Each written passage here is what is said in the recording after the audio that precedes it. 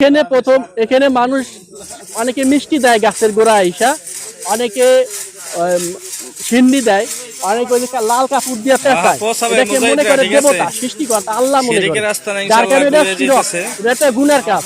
এই গুনার কাজ যাতে না হয় এই কারণেই স্থানীয় আলেম এবং স্থানীয় সাধারণ ভাই ব্রাদার যারা উপস্থিত তাদের সর্বস্তর জনগণের উদ্যোগেই এই গাছটা কাটার উদ্যোগ নেওয়া হয়েছে। তবে আমরা এটা জানি একটা গাছ প্রচুর পরিমাণে অক্সিজেন দেয়, এই অক্সিজেন কিন্তু আমরা নেই, অক্সিজেন নিয়েই আমরা বেঁচে থাকি। আমরা গাছালাকের আশ্বাস মিডিয়ার মাধ্যমে আশ্বাস দিলাম যেখানে একটা গাছ কাটলে আমরা 3টা গাছ লাগানোর ব্যবস্থা করব।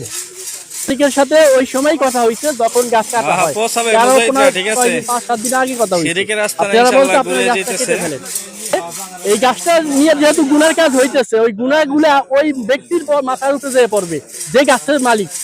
এই জন্য ওই ব্যক্তিকে এই কথা বুঝানোর পরে ওই ব্যক্তি বলতে গাছটা কেটে ফেলেন।